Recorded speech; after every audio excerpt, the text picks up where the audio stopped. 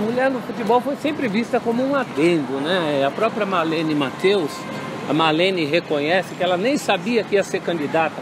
Foi o Vicente que avisou-a de que ela ia ser candidata. Ela ouviu pelo rádio. O Matheus tinha falado antes no rádio e depois para ela.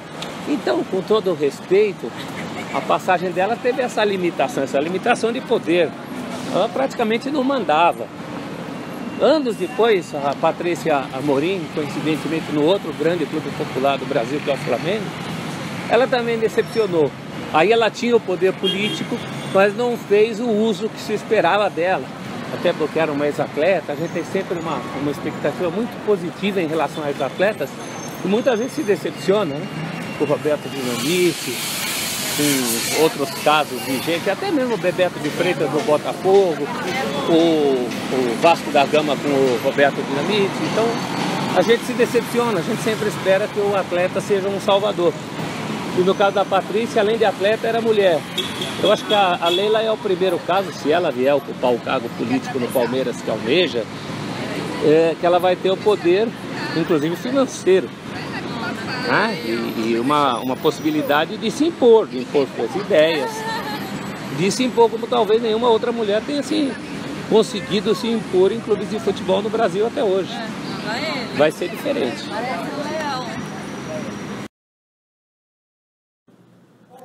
Bom, depois que o Corinthians é campeão do quarto centenário, em 55, valendo o título de 54, contra o maior rival, a histórica partida do 1-1, o Corinthians ficaria 22 anos sem um título de campeão paulista, quase 23, só ia ganhar em 77. Nesse período, não necessariamente o sofrimento começa logo depois do título de 55. O Corinthians, por exemplo, mantém um tabu de não perder para o Palmeiras em jogos de campeonato paulista até 58. E aí o Palmeiras quebra esse tabu de uma forma inesquecível, com uma vitória por 4-0. Então aí já é um Palmeiras mais reforçado, que trouxe Julinho Botelho, que trouxe Djalma Santos, e que ganha o campeonato de 59, coisa que não ganhava desde 50. Ou seja, no fim da década de 50, o sofredor ainda era o Palmeiras, que estava na fila. E aí a coisa muda. Anos 60, Dudu, Ademir da Guia, primeira academia, depois segunda academia. Então é um time que ganha os paulistas de 63 e 66, ganha os Robertões de 67 e 69, enquanto o Corinthians não ganha título de peso nenhum durante toda a década de 60. Aliás, é a única década na história do Corinthians em que o Corinthians não conquista títulos oficiais. O que não significa que na hora em que os dois se encontrassem não houvesse um certo equilíbrio.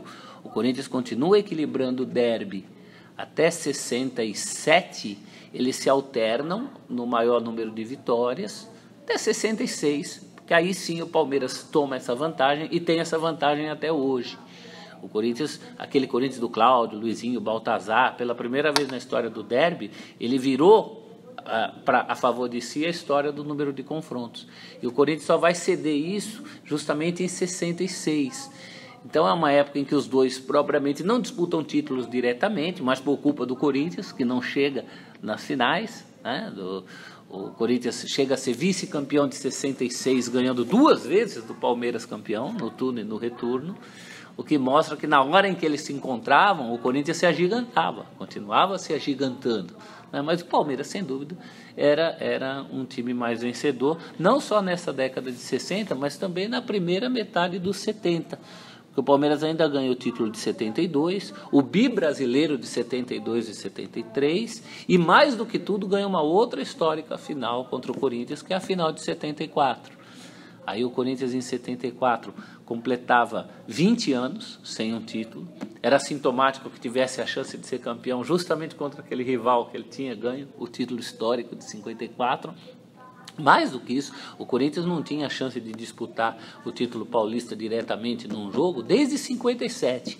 Naquele jogo com São Paulo, que foi 3-1, o Corinthians podia ter sido campeão se ganhasse, perdeu e acabou em terceiro naquele campeonato. Campeonato que o Corinthians esteve invicto até a penúltima rodada, aí perde do Santos, perde do São Paulo e perde a taça. Então eram 17 anos sem sequer disputar o título. Em 74 consegue isso, porque é campeão do primeiro turno, joga contra o Palmeiras, campeão do segundo turno, Primeiro jogo 1-1 no Pacaembu, 2 gols relâmpago do Edu para o Palmeiras e do Lance para o Corinthians. E aí no jogo do domingo, no Morumbi, com 120 mil pessoas, o maior público em São Paulo até ali, com 100 mil corintianos certamente, acontece ali uma vitória de um time que realmente era mais maduro, né? O Palmeiras histórico, do Leão, Eurico, Luiz Pereira, Alfredo Zeca, do Ademir da Guia, do Leivinha, César Inei. Embora nesse domingo não tenha jogado o Eurico, jogou o Jair Gonçalves na lateral direita, não tenha jogado o César, jogou o Ronaldo, deslocado de centroavante, e justamente num cruzamento do Jair Gonçalves e num chute do Ronaldo, o Palmeiras ganha por 1-0, frustrando os corintianos que esperavam aquele título, né? Desejavam aquele título naquele ano de 74. Na segunda metade da década de 70, começa a virada. E a virada, eu digo, a volta dos títulos do Corinthians. O Corinthians é campeão de 77, contando com vitórias importantes contra o Palmeiras. Teve uma disputa pela taça governador do estado, que era equivalente ao segundo turno.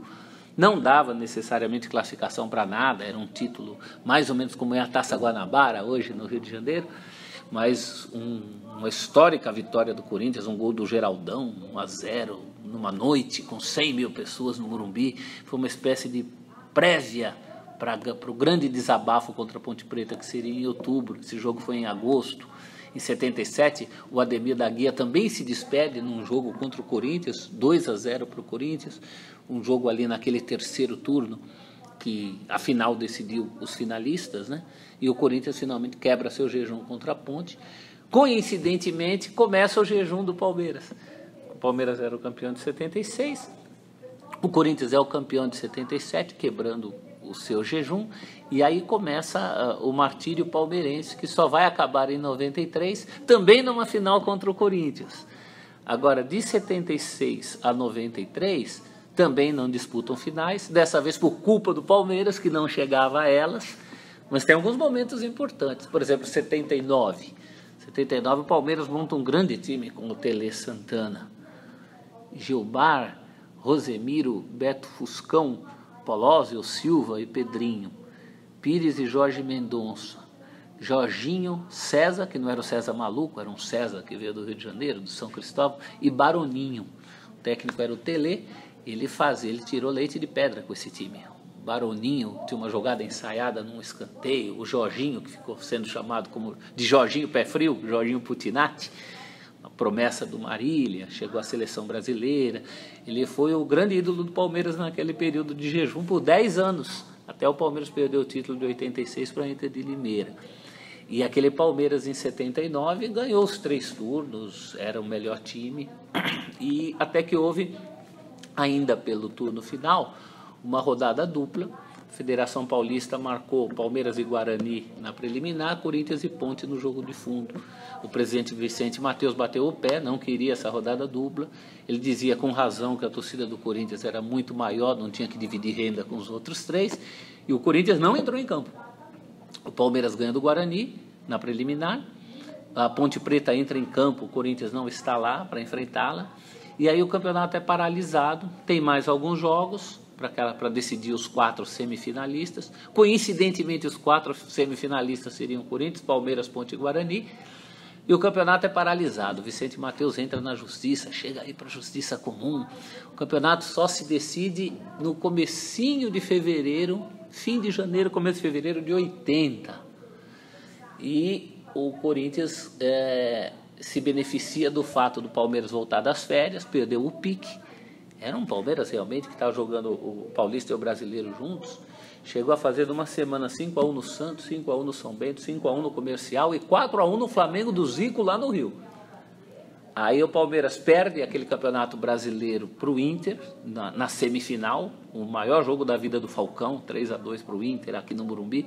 Depois um empate no Beira-Rio, o Palmeiras do Tele caiu fora. E no começo do ano disputaria o Paulista com o Corinthians. Corinthians do Sócrates, do Palinha, um time realmente já maduro desde 78, mas que naquele ano, até aquela semifinal, tinha sido inferior ao Palmeiras. Naquelas semifinais, o primeiro jogo no Morumbi termina 1-1, O Palmeiras ganhava com o gol do Jorge Mendonça até depois dos 40 do segundo, quando o Palinha empatou. E no segundo jogo, o Corinthians ganha com um gol de canela do Birubiru. Na cobrança do escanteio, o Birubiru faz o gol de canela. Os palmeirenses não perdoam até hoje esse título perdido, que era um título que o Palmeiras já considerava ganho. Então o Corinthians tira o Palmeiras na semifinal. Em 83, tira o Palmeiras na semifinal de novo. Era o time da democracia, do Sócrates. E contra um Palmeiras bastante aguerrido. Tinha o Baltazar, artilheiro de Deus. O Leão, dessa vez, era goleiro do Corinthians, ajudou muito. O primeiro jogo acaba 1-1. É um jogo em que o Baltazar faz 1-0 para o Palmeiras. O Sócrates empata de pênalti. O Corinthians ia fazer o gol, o próprio Sócrates chutou. Tinha um zagueiro narigudo do Palmeiras que veio do Grêmio chamado Neumar. Ele tirou a bola com a mão na linha. Aí foi pênalti, o Corinthians empatou 1-1. Mas o que marcou esse jogo é que o técnico do Palmeiras, o Rubens Minelli, colocou o zagueiro Márcio Alcântara, que tinha vindo do Londrina, para marcar o Sócrates, marcação homem a homem. Tem várias fotos do Márcio acompanhando o Sócrates. E durante 90 minutos aquilo funcionou. No segundo jogo, o Minelli repetiu a fórmula. Aquilo funcionou por quase 45 minutos. Ainda no primeiro tempo, o doutor precisou de uma bola para dar uma virada de corpo, deixar o Márcio Alcântara na saudade e fazer o gol da vitória de 1-0. Depois o Leão pegou muita bola mesmo naquele jogo. O Palmeiras caiu fora na semifinal. O Corinthians foi para a final com o São Paulo. Foi bicampeão paulista. A partir daí, os confrontos entre eles não foram tão frequentes, justamente porque nos anos 80 o Palmeiras entra numa fase de vacas magras. 86 é o ano que o Palmeiras tem a chance de ganhar o Campeonato Paulista depois de 10 anos contra a Inter de Limeira. Tinha realmente um ótimo time, Jorginho, Mendonça, Edmar, Mirandinha, o zagueiro Wagner Bacharel. E Corinthians e Palmeiras se encontram de novo na semifinal. No primeiro jogo, um jogo inesquecível, porque o árbitro Ulisses Tavares da Silva Filho foi acusado de roubar o Palmeiras. A revista Placar chegou a dar uma capa. O dia em que o juiz roubou o Palmeiras. O Ulisses, naquele jogo, anulou um gol do Wagner Bacharel, em que ele sobe realmente com a mão no peito do zagueiro do Corinthians, mas um tipo de lance que nem todo mundo dá. Deixou de dar um pênalti. O Mirandinha driblou o goleiro Carlos, com o gol vazio ele chutou. O zagueiro Edivaldo jogou a bola para escanteio com o braço. O juiz Ulisses deu escanteio, não deu pênalti. E no finzinho o Corinthians faz um gol com o Cristóvão, esse que é técnico agora, o Cristóvão Borges. O Cristóvão fez 1-0 e o Corinthians vai para o segundo jogo precisando só do empate. O Palmeiras precisaria ganhar para forçar a prorrogação. No segundo jogo, o Corinthians segura até 40, depois dos 40 do segundo tempo, um jogo dramático. O Casagrande estava de volta. O Casagrande jogando de zagueiro, tirando bola até o fim. No último lance, o Palmeiras faz o gol, uma jogada confusa, meio Mirandinha, meio Ditinho Souza, que era um jogador que tinha vindo de Alagoas, porque tinha um outro Ditinho, que era lateral do Palmeiras. A bola entra e os palmeirenses ainda magoados com o jogo do juiz do domingo, né? O Morumbi inteiro gritava: justiça, justiça, justiça. E aí na prorrogação o Palmeiras ainda fez mais 2 gols, com direito a um requinte de crueldade, um deles olímpico, um gol olímpico do Éder, que jogou a Copa de 82, estava no Palmeiras. E aí o palmeirense, como diria uma tia minha, uma vez que eu fui levar o convite de casamento, e ela falou assim: mas você comeu a sobremesa antes do almoço? O Palmeiras naquele campeonato comeu a sobremesa antes do almoço, porque tirou o maior rival da semifinal e acabou caindo diante da pequena Inter de Limeira. O Palmeiras ficou mais um ano na fila. O resto dos anos 80, como eu falei, não tem tantos confrontos, porque o Palmeiras não montava grandes times. Eu acho que há se registrar um fato, não propriamente um jogo entre Corinthians e Palmeiras, mas em 88, para ir à final do Campeonato Paulista com o Guarani, o Corinthians se classificou numa chave em que estavam os 4 grandes: Corinthians, Palmeiras, São Paulo e Santos. E na última rodada, o Corinthians não dependia só de si. Ele precisava ganhar do Santos, como de fato ganhou no Pacaembu, e torcer para que no Morumbi, um Palmeiras já desclassificado, sem interesse nenhum no campeonato, não perdesse do São Paulo, que era quem estava brigando pela vaga com o Corinthians. e o empate já teria bastado para classificar o Corinthians, mas o Palmeiras ganhou do São Paulo de 1-0, gol do Gerson Caçapa, que inclusive era volante do Palmeiras, mas era um negro forte, que tinha sido do time de salão do Corinthians. E naquele dia no Pacaembu, a torcida do Corinthians pela primeira vez saiu gritando, que era o grito da época, né? E dá-lhe porco, olê, olê, olê. Saiu gritando porco, gritando Palmeiras. A capa da placar era Por Corinthians. Aí a gente tem um período sem grandes confrontos entre eles. 89, o Corinthians já desclassificado do Brasileiro na última rodada. O Palmeiras tinha que ganhar do Corinthians para ir para a decisão do Brasileiro contra o São Paulo. O Corinthians ganhou 1-0, gol de calcanhar do Cláudio Adão, o veterano Cláudio Adão que estava jogando no Corinthians. Para o Corinthians o jogo não valia nada, mas para o Palmeiras acabou custando uma vaga na decisão. Quem fez a decisão foi o Vasco, que aliás ganhou do São Paulo em 89, na mesma semana, dia seguinte, dia anterior à eleição, a primeira eleição direta no Brasil, depois de muitos anos, né, entre Collor e Lula, segundo turno, isso em 89. Passou 90, 91, 92, sem grandes registros. 93 é o ano em que o Palmeiras consegue fazer aquilo que o Corinthians não conseguiu em 74. Tirar o pé da lama contra o seu maior rival. Mais do que isso, com goleada. Eu imagino a felicidade dos palmeirenses, me lembro da felicidade dos meus amigos palmeirenses.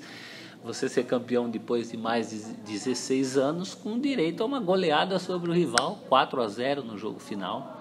Uma final que começa com o jogo anterior, 1-0 para o Corinthians, gol do Viola, e o Viola imita o porco, outra coisa que entra para a história do clássico.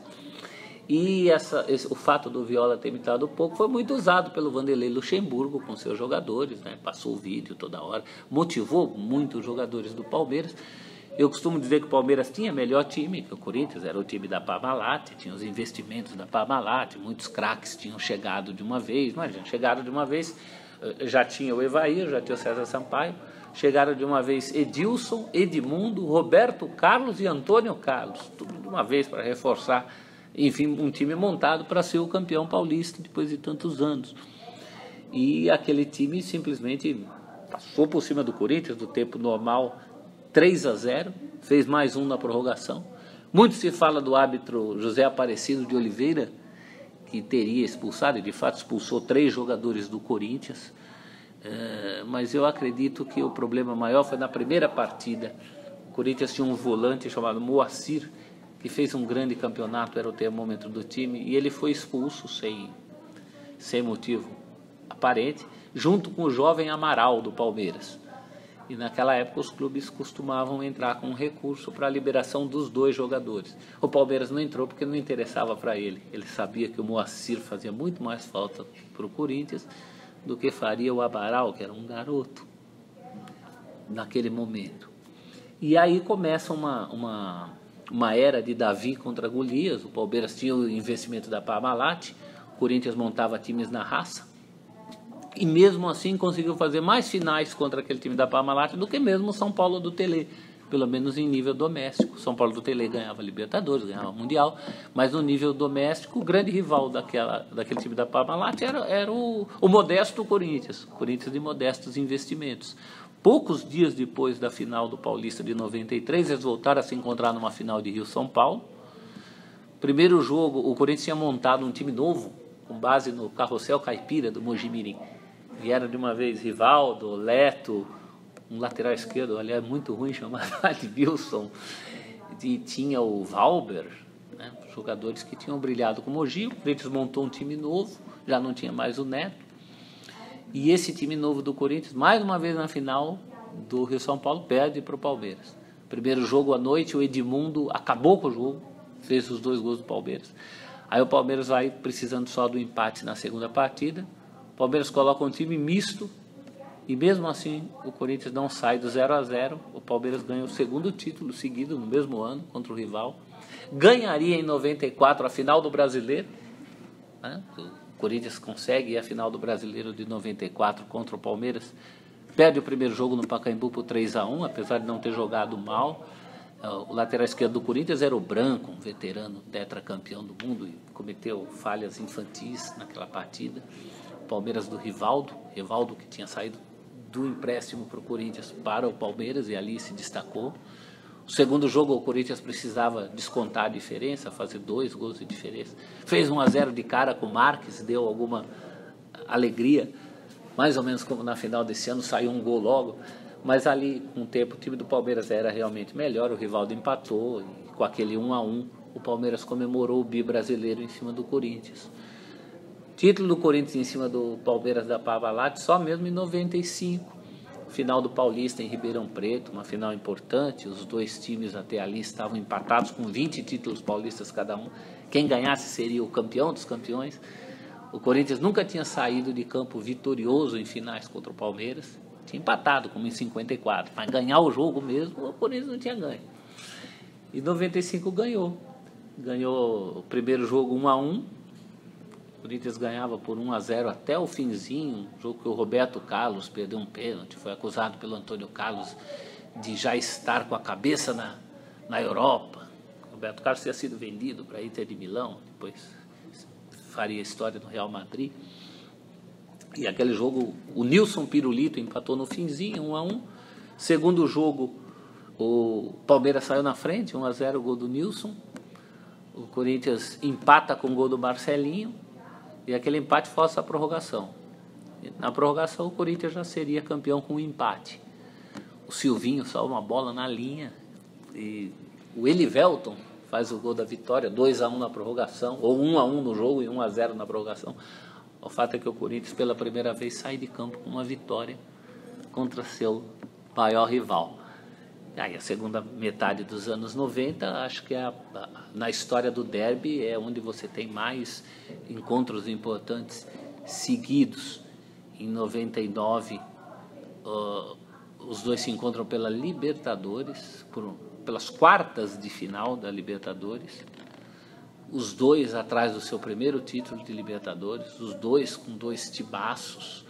O Corinthians era o campeão brasileiro de 98, o Palmeiras já tinha montado um novo time com a Parmalat, e aí aparece um personagem importante que é o goleiro Marcos, né?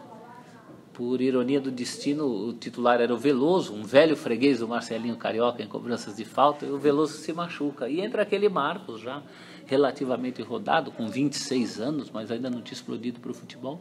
E esse rapaz faz no primeiro jogo das quartas de final da Libertadores a maior partida que eu já vi um goleiro fazer em todos os tempos. Ele pega a bola em cima, pega a bola embaixo. Tem uma bola que bateu na trave, na cabeça dele, parou na linha do gol. E aí, como acontece com o Corinthians em Libertadores, 2 falhas específicas do ex-palmeirense Amaral. O Palmeiras ganha de 2-0.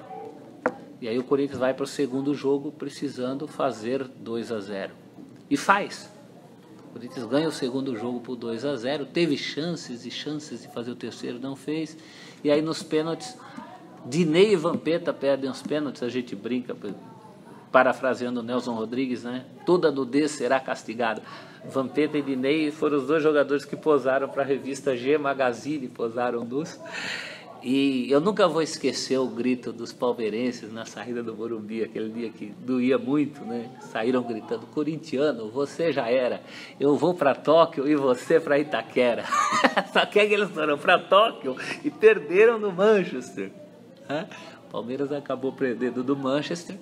E o Corinthians, olha que ironia, por conta daquele novo Mundial que se estabeleceu no Brasil, e o Corinthians era campeão do país sede, o Corinthians jogou o Mundial e ganhou o Mundial da FIFA, que era, a torcida até gritava: porco paga pau, é em janeiro o verdadeiro Mundial.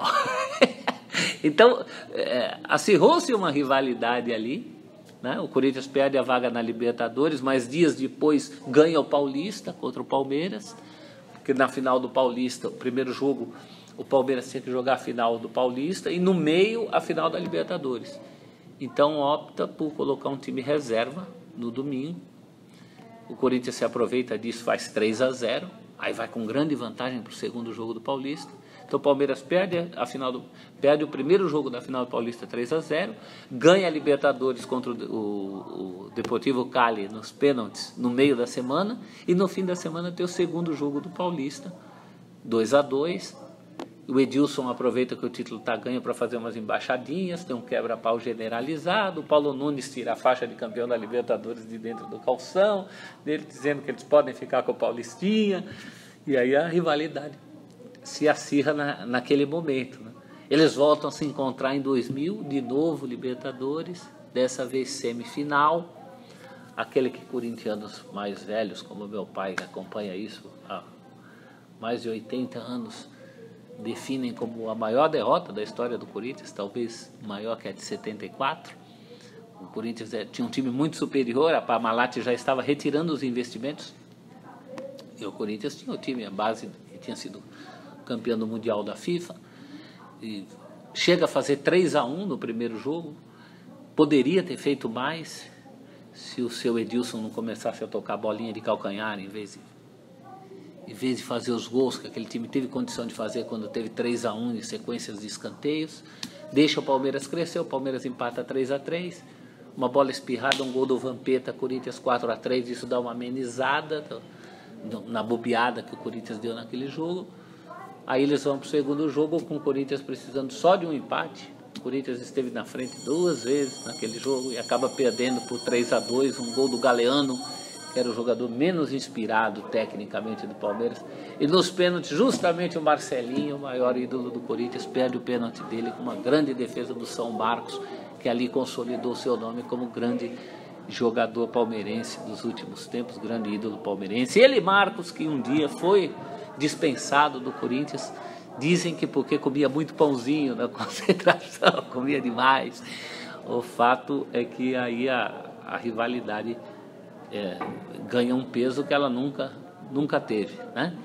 Depois teve outros encontros. 2003, na semifinal do Paulista, o Corinthians vai à decisão e ganha do São Paulo, eliminando o Palmeiras na semifinal com 4-2, construído nos primeiros minutos. Os mais velhos chegaram a sonhar em descontar os 8-0 de 1933, né? E aí nos anos 2000 a coisa ficou mais diluída. Você tem alguns momentos importantes, como a estreia do Ronaldo, a volta do Ronaldo ao futebol brasileiro, num jogo em Presidente Prudente, que ele empata o jogo com o Palmeiras no último lance. O Corinthians seria campeão invicto do Paulista de 2009, principalmente por causa daquele lance, porque estava perdendo o jogo até o fim. Talvez o gol do Corinthians mais visto no mundo, porque foi um gol do Ronaldo, e um jogo que muita gente até nem lembra que o Corinthians não ganhou. Foi um empate com sabor de vitória. Em 2009 tiveram outros encontros recentes, o goleiro Júlio César classificando o time nas semifinais do Paulista dos pênaltis, em 2013, depois o Palmeiras devolveu ganhando nos pênaltis na Arena, e ultimamente tem esse confronto das arenas, né? Coincidentemente, o Corinthians leva mais sorte na Arena do Palmeiras e o Palmeiras está levando mais sorte jogando na Arena do Corinthians. Voltando uma história de 100 anos, porque quando o Corinthians inaugura o campo da Ponte Grande, lá em 1918, há exatos 100 anos, inaugurou com o Palmeiras ganhando um jogo e empatando o outro da inauguração. Então são detalhes da história entre os dois clubes que voltam, né? E mostra a grandeza desse confronto. Não tem jogo ganho antes de um Corinthians e Palmeiras. Aliás, eu te diria que nada dá mais azar num Corinthians e Palmeiras do que ser favorito. Eu não gosto de ser favorito num derby. Eu prefiro vir por baixo. Acho que foi assim que as coisas saíram melhor, tanto para o Corinthians quanto para o Palmeiras também. O Palmeiras, se você pegar o período que o Palmeiras ficou sem ser campeão, de 76 a 93, o Palmeiras pregou grandes peças no Corinthians.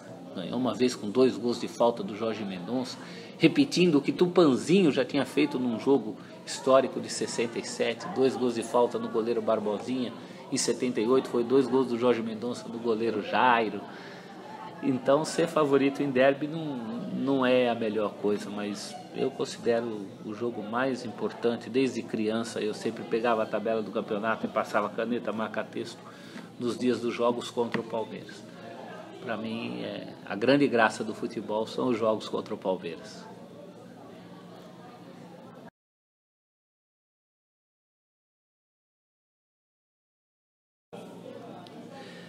A gente brinca dizendo que o Palmeiras é responsável pela fase de ouro do Corinthians, porque a fase de ouro do Corinthians tem a ver com a manutenção do Tite, E a manutenção do Tite como técnico acontece em um clássico logo depois da derrota para o Tolima na pré-Libertadores de 2011. O Corinthians esteve a pique de mandar o técnico Tite embora e só não mandou porque ganhou um derby com o gol do Alessandro, né? Isso é muito comum na história dos dois clubes. Em 99, por exemplo, se não ganha aquele jogo nos pênaltis, não 2000, mas 99, o Filipão talvez não fosse o técnico que se tornou. Ele teria perdido uma classificação em Libertadores com uma grande vantagem. Eu acho que o mesmo aconteceu com o Tite, que também, inclusive, foi técnico do Palmeiras, né? Ali foi fundamental, foi um marco para o Corinthians dos novos tempos. Como foi o gol do Ronaldo em Prudente. O Palmeiras está sempre presente nos momentos fundamentais de retomada corintiana. Eu acho que aquele foi um caso específico, é um derby muito marcante por isso, né?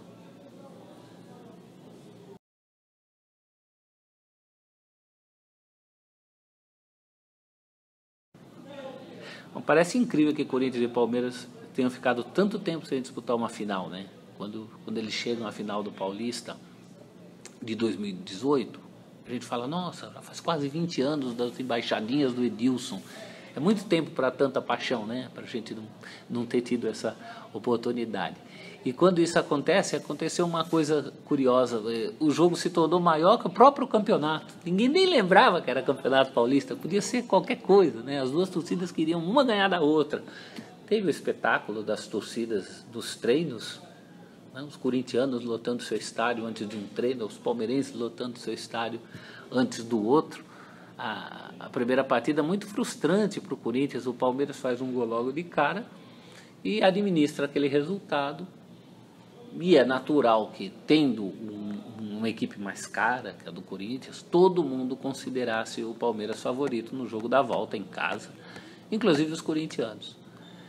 Mas com o passar dos dias, a confiança foi voltando para a torcida, para os jogadores. E eu confesso que na sexta-feira eu já fazia prognósticos de que se o Corinthians conseguisse um gol de cara, mudando o jogo para o seu jeito, e com um pouco de sorte nos pênaltis, foi justamente o que aconteceu. Vou dar até um depoimento pessoal aqui. Para mim é uma coisa maravilhosa, uma coisa que eu vou contar para os meus netos, porque o prazer de ganhar esse título no estádio do Palmeiras não tem igual, né? Porque o mundo está bem globalizado, mas algumas coisas têm muito a ver com o rio da terra da gente, como dizia Fernando Pessoa. E é um prazer que gerações não tiveram. Imagino que seria a mesma coisa do lado do Palmeiras. A torcida do Palmeiras fez muita festa antes da partida. Até hoje tem essa briga aí na justiça, porque ainda teve esse ingrediente, né? O fato do árbitro ter dado um pênalti contra o Corinthians, que não houve, é sempre bom a gente lembrar isso, e interferências externas que o Palmeiras não tem como comprovar. É o tipo da coisa, é o legal e o legítimo, né? Do ponto de vista legal você não tem como provar, mas claro que aconteceu esse tipo de interferência, não só nesse derby, mas no Fla-Flu anterior, em vários jogos, e acho que a gente tem que discutir de uma maneira mais ampla para que isso não aconteça no futebol. Ou tem a arbitragem eletrônica, ou tem o juiz determinando ali na hora. E é o famoso derby que não acabou, né? O Palmeiras ainda, na altura que nós estamos conversando aqui, o Palmeiras ainda briga na justiça pelo direito de uma nova partida, de dividir o título, mas já acho que já ficou para a história do futebol o título do Corinthians, a maneira como foi conquistado. Isso aí vai passar de geração para geração. Pena que tenha sido tão polêmico, né? Tão polêmico. Acho que os próprios dirigentes perderam a cabeça em algum momento ao desvalorizar a competição, chamar o Paulista de Paulistinha. Acho que a própria diretoria não tem direito de não receber a taça e as medalhas de vice-campeão, porque isso é patrimônio do clube. Não é uma diretoria de plantão que tem o direito de decidir sobre isso, né? Isso do ponto de vista do Palmeiras. Do ponto de vista do Corinthians, tem mais aqui comemorar, né? Não é... Levou um século para ter uma grande vitória como essa no campo do adversário, numa final. Acho que isso acaba transcendendo, porque Corinthians e Palmeiras é isso, transcende tudo, competição, regulamento, é mais do que isso, é a história da nossa cidade, a nossa história, são ramos de uma mesma família, né? uma mesma origem de uma grande massa trabalhadora, de imigrantes, enfim, acho que é por isso que diz tanto ao coração da gente, né? Porque são as nossas origens, tanto de corintianos quanto de palmeirenses.